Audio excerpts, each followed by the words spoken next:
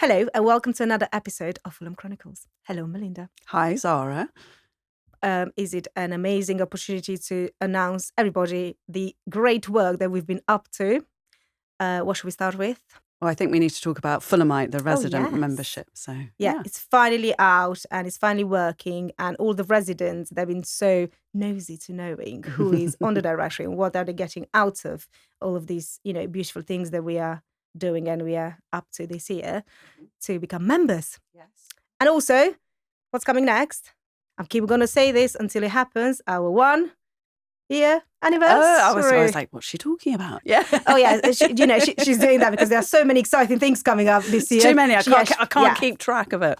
Well, that's the beauty of what we're doing here. Yeah. We're not going to stop. No, exactly. And we are back at Voxpod. And who have we got in the studio today? So today we have the beautiful Julia Fitzelle, director of DanceWest. Welcome, Julia. Hi, thank you so much. Oh, welcome. Thanks for joining us. Lovely to be here. Starting, obviously, like me and Melinda always saying with the beginning, it's always a good place to start. I think. So why DanceWest? So we understood that you have taken over from the founder, and maybe we can, talk a bit about her vision, and then slowly but surely introduce us to your why joining. Absolutely. Yeah. So, I joined DanceWest in April 2024. I'd been aware of DanceWest and their work from other roles that I'd had in the arts industry. And I did also a little bit of freelancing for DanceWest a few years ago, working on their community programs. And DanceWest was established in about 2014 by a founder, Rosie Whitney-Fish, who handed over to me in April. And she really established DanceWest to be a creative solution to social inequality in West London in particular. She grew up here and had noticed that there was a lack of community dance opportunities. And she spent those 10 years building it up from nothing to us having a beautiful studio and space where we deliver 50 classes a week to about 25,000 people per year, all across West London. And we know your beautiful space because you're at the Sands End and Arts and Community Centre. We are. Which is a stone's, well, not quite a stone's throw from here, but pretty nearby. If you've got a good arm, it's a stone's throw. Exactly. And I think that place was made for somebody to dance through it. If it's a good way to say it. It's just wonderful. And I think it works beautifully with what you guys are doing. Yeah, it's a really beautiful space. It really does feel like outside, inside, it's incredibly tranquil. You've got, the views of the park, but, a lot of people do know the Arts and Community Centre, but I think unfortunately, we're kind of a well-kept secret because we're sort of tucked away in that courtyard space. I wasn't aware until Francis made me aware, and obviously Melinda knew about it. So, but it was one of those, again, it's one of those things that it's important to have you today for that matter. Absolutely. So we can just spread the word and tell people that we are there. Yeah. And you're not just based there, like you're not just taking space, you've actually got a purpose-built space with a beautiful floor specifically for dance, haven't you? Exactly right, yeah. So it's a professional standard sprung Harlequin dance floor, which is the same floor that they've got at the Royal Opera House, at the Royal Ballet School. Oh, wow. So it really is a high quality professional environment for the community, and it's right on your doorstep if you're if you're in Fulham. And people can hire it as well. So you obviously run your classes and things there, but people can come in and use it as a rehearsal space or.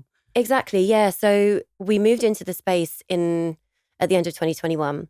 Okay. And before that, we had desk space at the Lyric. Obviously, with this studio is beautiful, and it's such an amazing opportunity to open up this facility to the community. But obviously, with that, it comes with its own overheads and costs and things. But it's also allowed us to branch out in our work to offer higher opportunities for local artists or for local teachers, fitness trainers, all sorts of things, for dance makers and creators. We offer them the space.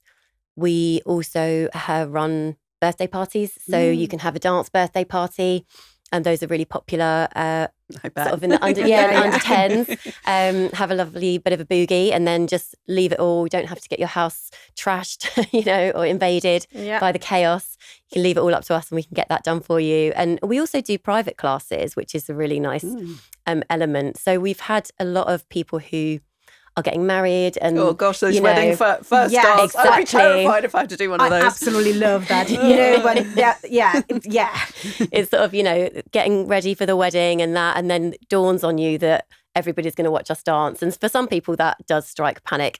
And so we're there to offer a bit of support. Some people want us to help them choreograph like a full-blown routine, which we can do. We've had couples doing really quite impressive lifts and performances. We've also had couples who just sort of wanted to learn a few basic steps so they could kind of have a bit of a structure, but also kind of respond to how they felt on the day. But yeah, we've also, there's also been other occasions that people want to get a few private classes for, if they're going to a ball or if they're going to another formal event where they'll be dancing. Also for some couples that's just their thing that they love to do together, or that they've discovered a love of dance. They just want to bond through dancing. Like I can right. see that, especially, it comes a time in your life you can only think, even for singletons, to meet other people, you should do one of those singletons dance moves. Singles dance night, maybe. Yeah, like bachata, like it gets them close. So you can't get closer than that. That is true. That's true. So going back to then what you do for the community. So I've seen, as Zara and I were talking earlier, so you do tea dances and all sorts of different, you would do classes for children with disabilities, and tell us a bit more about that and the work that you do. So predominantly DanceWest is a charity. We're a community dance charity, and as I said, Rosie's vision that we still live through all of our work is to offer a creative solution for social inequality. And we help the most vulnerable people in our community live happier, healthier lives more independently for longer through our dance activity. And we do that through a number of ways. And you've touched upon a couple of the groups that we work with. So there are three main strands of participant who we work with. We work a lot with adults 60 plus. So we do a huge program that we... Sorry for interrupting. Is that your busiest, class?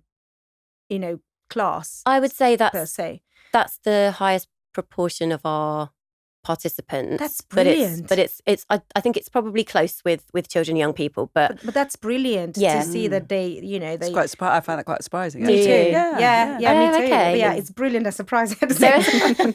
It's good though to keep moving and in a really enjoyable way, and in a socially interactive way. 100%. And that's really, the love of dance and the joy of dance sort of helps people kind of keep that social connection, that feeling of community. They turn up to the classes and become kind of a little group. There's, friendships that are born out of that. And for the ones that we have at the studio, obviously there's the cafe that's close by at the Sands End Community Centre, where they, people can go after the class and things like that. But we have also on the sort of the medical and fitness wellness side of things, dance really helps with brain function.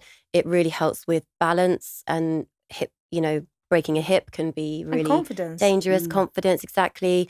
There's also the, just kind of keeping moving, keeping active. Movement is medicine, they say, and I 100%. Think that's really why we focus a lot of our work on that community. So we run classes for that community, mostly low cost or no cost to the participant.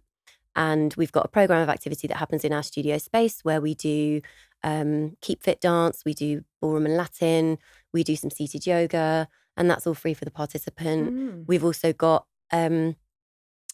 outside of our studio, so about 70% of our work happens outside of the studio space. Oh, wow, so really? Yeah, we take our activity to those participants that need it most. And again, like free to the participants, so we're removing a cost barrier. We take it to their local spaces, so we're removing that travel barrier. And also sometimes dance can be intimidating. Yes. You know, the amount of times I hear people say, oh, you wouldn't want to see me dance. Oh, I can't dance. It's nonsense. Everybody can dance. Everybody just has a preconceived idea of what dance should be or is. And, you know, we all dance before we can even walk. And humans have been dancing since the beginning of time. And we just want to make people feel that they can reconnect with that. Yeah. And taking a dance class into a space where you already feel comfortable is kind of bridging a little bit of a gap where perhaps it would be too difficult to come to a studio and walk through that door. Yeah. So we try getting rid of that barrier. That's right. Exactly. And I think that what you just said is so beautifully said. We just have a name for this episode. And I, you know, again, I think it's beautiful, the fact that you are bringing your passion into other people's environments, where you make them, you know, not only helping them to become confident when it comes to dancing, but also you are not giving them a choice to say no. So it's almost like we are here as a charity and we know what, you know, this can do to you. So we are here to help. Yeah.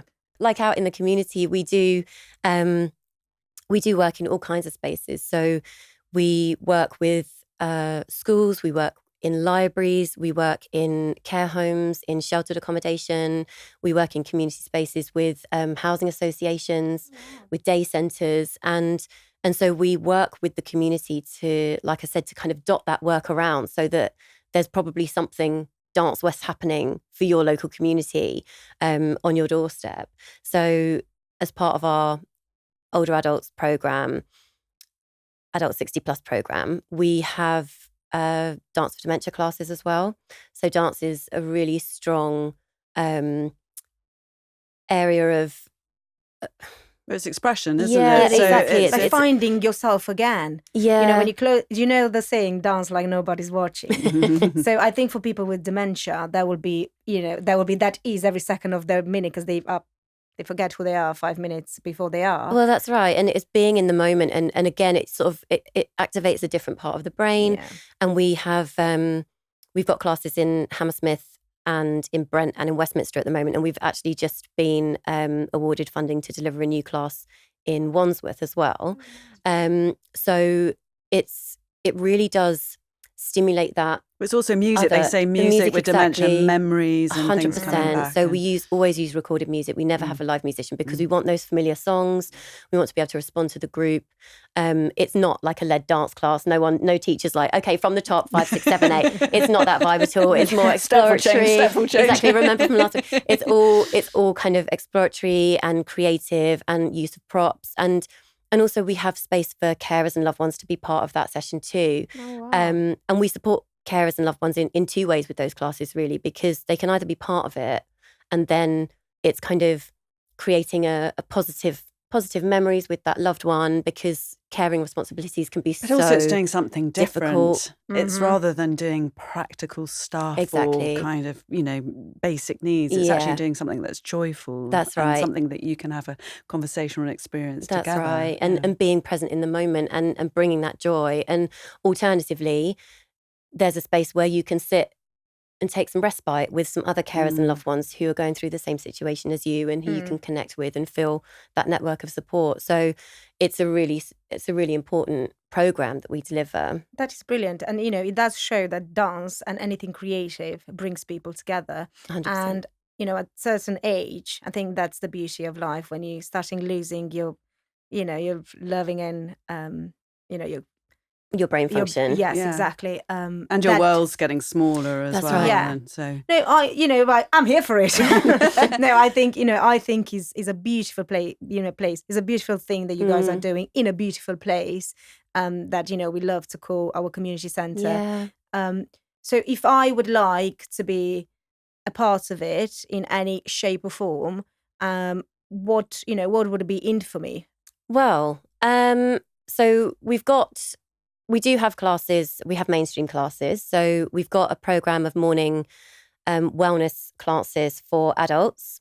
And they run in the sort of 8:30 to 9:30 slot in our studio. So it's that kind of morning, really start your day, revitalize yourself in that calm and tranquil space.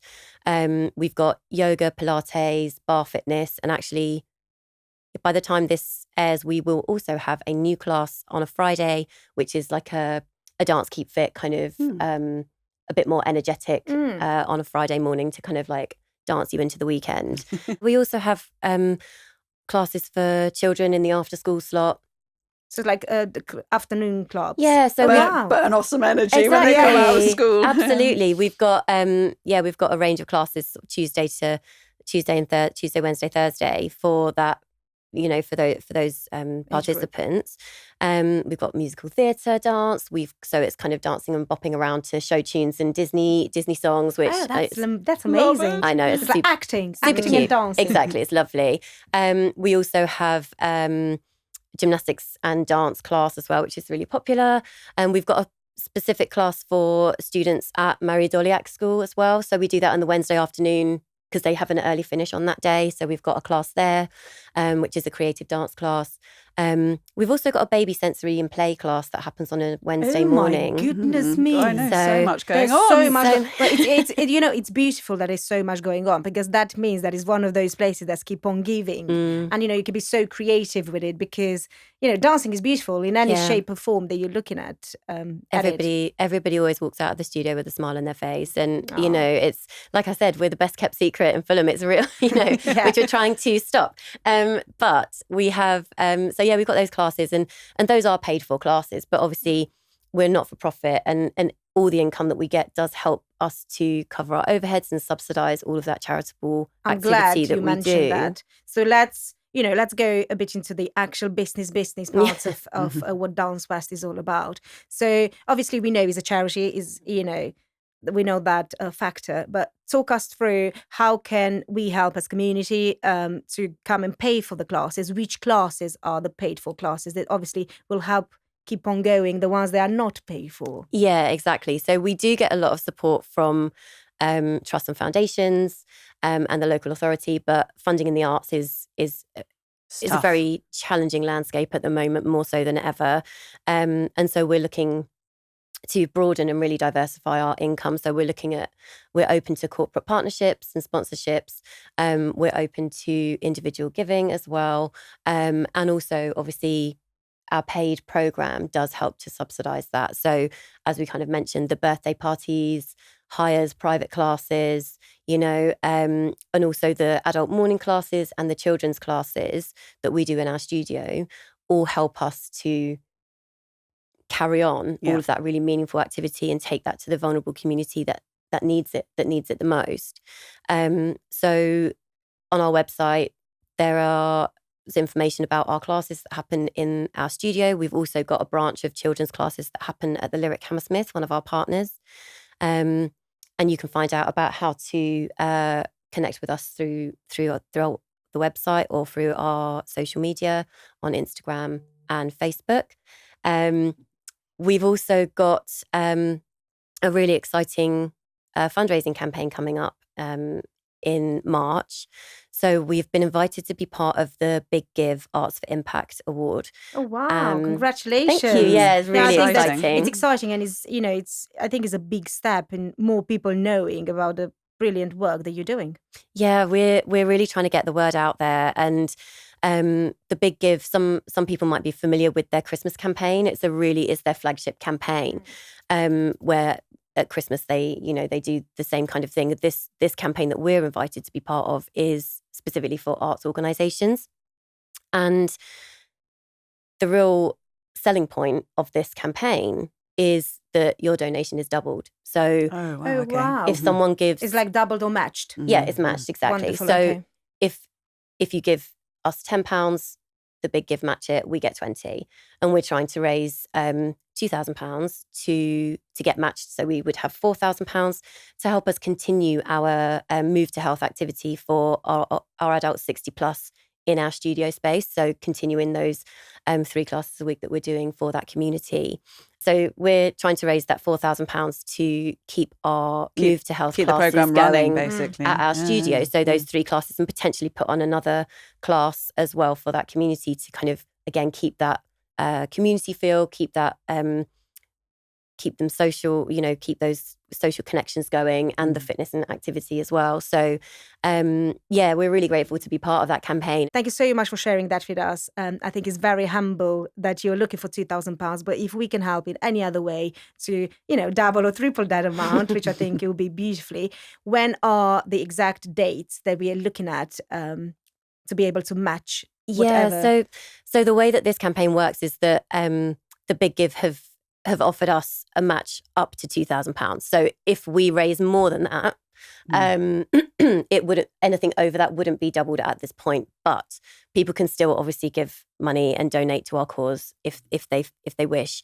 So the campaign goes live at midday on Tuesday, the 18th of March, and it finishes at midday on Tuesday, the 25th. So during that week, we will direct all donations to our Big Give campaign page, where people can donate and see a tracker of how much we're raising, how we're doing. You can see in real time that you've put your £10 in, it's doubled to 20, wow. or whatever you'd like to give. Maybe a little bit more. Whatever you'd like to give. And then obviously we're hoping to achieve that target within that week. And it's our first time doing a Big Give campaign. It's our first time with this digital fundraising, and we're really excited to see how it goes. And we need, like I said, we need that £4,000 for our Move to Health programme, and so we're really hoping to get that and be specific about that particular set of classes that we're trying to raise money for.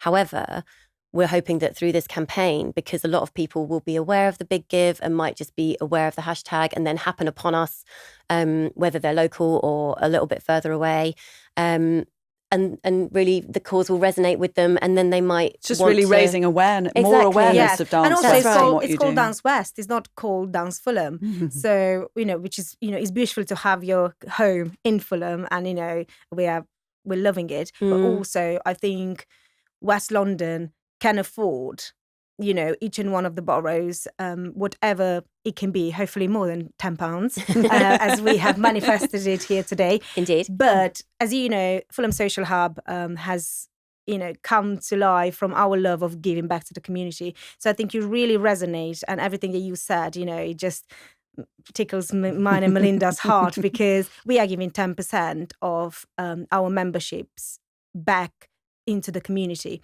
So, this is all about moving, and this is all about, one of our biggest sponsors is all about sports, for maybe not the same category of age, but for all the other categories. It's still overall helping change people's lives, which is actually going to lead on to one of the questions I had in terms of that. I know you're a relative newbie, although you've got background in the arts, and also you're coming up for a first-year anniversary like us, which is exciting. But have you seen, since you've been there, the impact that it's had on individuals' lives? Is there a story that maybe you can talk to us or give us an example of how you've seen the change that what DanceWest can do? I really have. Like you say, I have been in and around the arts and community development, and actually started life as a mainstream secondary school teacher in inner London. So I've always been about developing people and supporting people to have access to arts activity. Since working at DanceWest, another strand of our work that we haven't touched upon yet is working with families at risk of food poverty during the school holidays. And we run holiday programs for those families, again, no cost to the participant, where children can come to our space, take part in a day of dance, or we do it in chunks of time, so a couple of days, 3 days, get healthy snacks throughout the day, get a lunch. In the past, we've also been able to offer a food bank service. We've been able to offer recipe meal kits to those families. We've been able to offer supermarket vouchers to those families as well, supported by the Hurlingham Club Foundation. And really, I've seen the impact that has on those families, for when the school holidays comes around, all of a sudden that guaranteed meal isn't there, and it can really be a challenge for a lot of families, particularly when they've got multiple children. And this year we're focusing our holiday clubs specifically for disabled and neurodiverse children. And we've just had our first one in the February half term, which was really successful. That's beautiful. Yeah, how did it go? Yeah, it was really good. I mean, it's always days of chaotic energy and noise, but we love it. It's really, you know, our staff are amazing. And actually, you know, we're a small admin team at DanceWest, but we can deliver those 50 sessions a week to 25,000 people through our community of freelance dance artists. And they're incredibly skilled and talented to be able to work with all of the different types of community that we engage with. So we've got people who are expert in early years. We've got people who are expert in working with older adults. People, you know, we've had people who can work bedside in hospitals and hospices, you know, everything in between. And so we've got a really broad range of skills that everybody's got a DBS check, everybody's, you know, got qualifications, everybody's a really high quality dance practitioner. And so any activity that you come into contact with us for will be an excellent experience. I think it's a beautiful answer. And I think for you to see the changes happening so fast, you know, because you'd have said, you could have said, oh, it's just 1 year down the line. But the fact that you already can see the difference, I think is amazing. Thank you very much for, you know, telling us who you're helping and how you're helping. Because obviously February half term just out of the way. How did you go with the new project? Yeah, it went really well. So we've been supported by Go London Foundation and Thomas's Foundation and Sport England. We're really well supported. We've got a lot of advocacy from people who want to help us do this really important work to deliver these holiday clubs for specifically for disabled and neurodiverse children. And that actually goes hand in hand with the third participant group, which is again takes up quite a lot of our demographic, covers quite a lot of our demographic that is disabled and neurodiverse community, so adults and children. Is there a need for it? So can you see obviously now we can talk about it because the first is out and done. Is there a need for it? Can you see that people do want to move through dancing? Yeah, absolutely. You know, there's always demand for our activity, and you know the help that it gives to those families who, you know, even struggling with getting time off work and just needing support, you know, and they tend to be vulnerable at those times. Vulnerable in the community, exactly. Yeah. So we recognise the demand for it, and that's actually how this specific strand was kind of decided upon. Rosie, my predecessor, was, you know, we'd already started delivering fit and fed mainstream holiday clubs, and the demand was more beyond what we could meet, exactly. And so, and feedback from parents and carers for their, although that strand of work was inclusive and accessible, there was a need highlighted for specific support strand for disabled and neurodiverse children. And we did a pilot week in the Lyric in the summer last year, and again, really high demand. And so we're now doing clubs every holiday. So February half term, we've got Easter, May half term, we've got some weeks in the summer as well, and we're supporting children between 5 and 10, and we've also got a strand for children 11 to 17 as well. We also have, we're able to signpost participants on that programme to our Move It Mondays class, which happens at the Lyric. And that, again, is a free programme for disabled and neurodiverse children and young people. We've got 3 classes on a Monday that cover 5 to 10, 11 to 17, and 18 to 24. And so we're obviously trying to recruit from Move It Mondays to these holiday clubs and vice versa as well. So it's kind of like a double-edged approach to get the support where people need it. And, you know, we've got really strong partnerships with Action on Disability, with MenCap. We work with Parents Active to help us get that message out to the relevant people. Fantastic. Beautiful. I think, beautiful work. Now, do you want to start with the on-the-spot question this time? I'm happy to ask. Yeah, I think I'm going to go for a more dancey question, shall we say. Are you going to make him do some moves? No. We've got the cameras for it. Okay. Start warming up. I know you've got an arts background. I didn't ask if it was dance specific or but you must have a love of dance to be doing the role that you're doing. So if you could pick kind of anyone, who would be, do you think, in your mind, the greatest dancer of all time? Could be either goodness current, me. Wow. past. It could, That is, I mean, that's just like saying, what's your favourite movie? It is, but you've got to pick one. It's a different style. It's like, what about in this style and that style? I mean, my mind immediately went to Gene Kelly. I mean, handsome, talented, like, what more do you need? I love the way that he moves. I love watching those old movies, those old musicals, and it's, one of the famous dance sequences of all time on the lamppost, dancing and singing, Dancing in the Rain. Exactly. So I think I would probably have to say that. I know it's a funny thing, because if she would have said maybe anybody else, but because of Dancing in the Rain, I know exactly. And I tried, that's when my face didn't go like, what you're talking about. I know. Gene Kelly. Are you happy with the answer? He's an absolute legend, so good choice. Thank you so much. And sorry to all of those other amazing dancers out there who I did not pick. There's a Not lot. for this occasion, so Exactly. this You're is the all a very beginning of close your second. podcast journey. Now you need to be invited to each one of them, so they can hear more of your favorites. Right. So obviously, my on the spot question was going to be about dance. So I wasn't about to ask you what is your favorite dancer, but I wanted to ask you what's your favorite, not tune, but like type of dancing. So if you were to be given, so that's my question, if you were to be given a chance to choose for 12 months just one dance type, which one would it be?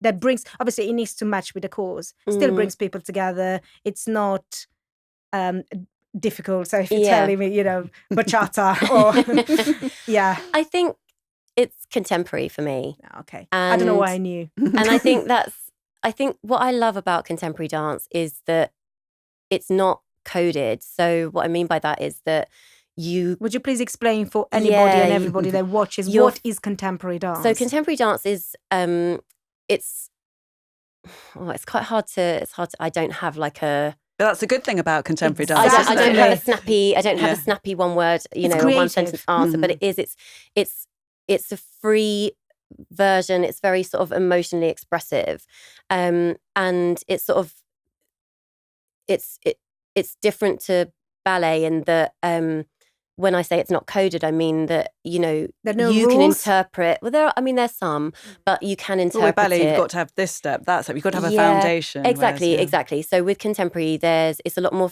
grounded. It's a lot more free. It's a lot more expressive, and within contemporary, there are lots of different styles as well. But it's got a huge scope, and it really is for anybody. While there are particular movements and things and particular like stances and postures, it's not as structured and coded. When you're working with contemporary dancers, you're not training them to all look the same.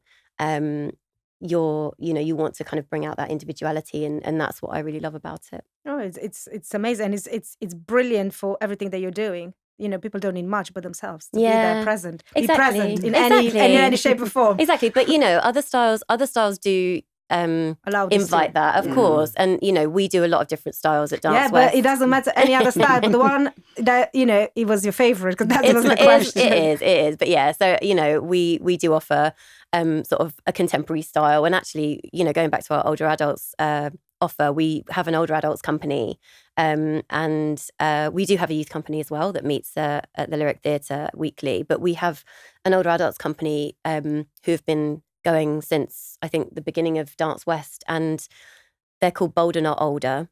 They chose the name themselves, and it really does epitomise who they are. And whilst since COVID there have been far fewer performance opportunities in general for community groups, we do offer them performance opportunities when we get them. And in fact, DanceWest are putting on DanceWest Fest this year. Oh wow! So this is big. Yeah. So DanceWest Fest is a dance festival that was devised by Rosie, my predecessor, and also Kingston Council, a woman called Catherine at Kingston Council, and it's been going every other year since 2014. And obviously we had to pause for COVID. The last iteration happened in 2023. And we've been able, in previous years, we've been able to offer a professional strand as well. So we've been able to commission dance artists to create work for DanceWest Fest, as well as inviting community groups to a community dance platform. This year, we're focusing on the community dance platform, and we've got the Rose Theatre in Kingston as our venue, and DanceWest Fest will be happening in June. And we've got lots of community groups from all over West London and London in general who want to showcase what they've been doing. And it, like I said, performance opportunities have really thinned out. It is starting to build up a bit more, but it did take a hit. That's so much, I think now hearing it, it's so much out there, we could have gone on and on, but this is good because, that means you do have a vision and there is a plan moving forward. It's not just, this is what we're doing and we don't know what we're going to do next. With you is, you do know what you're doing, and that's, amazing. You could come and have a little dancing group for our 1-year anniversary if you would like. Absolutely. We'll do the proper invites after. Melinda, I think we had so much fun and we literally danced through it. So should we say thank you to some... We will say thank you. But before we finish, can I just say thank you? You got the cardigan memo. We all got the cardigan memo today. Team cardigan. This should have been our inside secret. I was just looking around. I was like, but I'm very envious of your leopard print, I have to say. I love it too. And also we did get a memo for, us to not wear anything exotic, so you could do that. Thank you so much. Oh, thank you so much for coming on. My pleasure. And, it was really, really lovely. Really enjoyed that conversation. Thank you. And before we go, we must say a huge thank you to the gorgeous team here at VoxPod in this gorgeous studio in the heart of Fulham. And also a massive thanks to our sponsors, Fulham FC Foundation. We really appreciate their support. And it's great. So thank you so much. Thanks so much. Thank you again for coming. Thank My you. pleasure. Take care. Thank you. Bye. Bye.